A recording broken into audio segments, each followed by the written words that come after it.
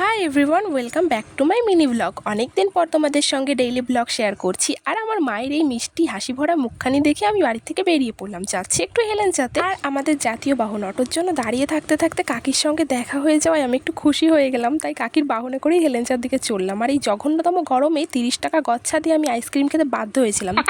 Good morning guys, এটা ছিল পরদিন সকালবেলা। সব কাজ সেরে আমি এখন যাচ্ছি রান্না করতে। আর এখন কটা বাজে জানো? হ্যাঁ, এখন বাজে 6:30। আমি এখন শুধু সেদ্ধ ভাত রান্না করব। আর মা পরে তরকারিটা রান্না করে নেবে, কারণ সকালে আমি আর ভাই ছাড়া বাড়িতে কেউ ভাত খায় না। আর এখন যে পরিমাণে গরম পড়ছে তাতে মনে হয় না যে তরকারি বিকাল পর্যন্তও টিকবে। আর জানো তো, আজ গোটা 2 দিন পরে সকাল সকাল এত সুন্দর হাওয়া দিচ্ছে, না হলে তো 2 দিন যে কি কষ্টে ছিলাম কি আর বলবো। বেসিক্যালি আমাদের বাড়ির সামনে বাওর আর পেছনে হচ্ছে মাঠ, তাই চারপাশটা যেহেতু খোলামেলা সবসময় হাওয়া হতে থাকে। আর এই প্রাকৃতিক এসিতে থেকে থেকে আমার এমন অভ্যাস হয়ে গেছে, কোথাও গিয়ে গরমে থাকতে পারি। যাই হোক, চাল বসিয়ে দিয়ে এসেছি। আর চাল ধোয়ার সময় যে এক্সট্রা জলটুকু আমি তুলে রেখেছিলাম, সেখান থেকে কিছুটা নিয়ে আমি স্প্রে বোতলে দিয়ে তার মধ্যে ভিটামিন ই ক্যাপসুল দিয়ে সেটা আমি মুখে স্প্রে করে নিলাম। এবার এটাকে আমি 1 সপ্তাহ ফ্রিজে রেখে ইউজ করতে পারবো। আর এটার উপকারিতা হচ্ছে যে নাকি কোরিয়ানদের মতো গ্লাস স্কিন হয়ে যাবে। জানি না কোরিয়ানদের মতো গ্লাস স্কিন হবে কিনা, তবে এর উপকারিতা আছে। তোমরা গুগল থেকে দেখে নিতে পারো, আমি নিজেও গুগল থেকেই দেখেছি।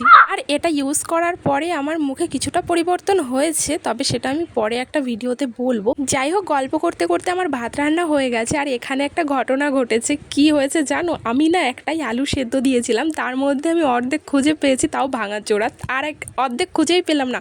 মাকে ডেকেছি, মাও লাস্টে খুঁজে পেলো না। ভাবলাম আলুটা কি ওধাও হয়ে গেল। ভাগ্যিস ভাই আলু খায় না, ও প্রতিদিন সকালে টক দই দিয়ে ভাত খায়, আমিও খাই। আর টক দই কিন্তু আমাদের হেয়ার ও স্কিন দুটোর জন্যই খুবই ভালো। তো আজকের ভিডিওটা এই পর্যন্ত। কেমন লাগলো জানিও, ভালো লাগলে অবশ্যই পাশে থেকো। দেখা হচ্ছে নেক্সট ভিডিওটা।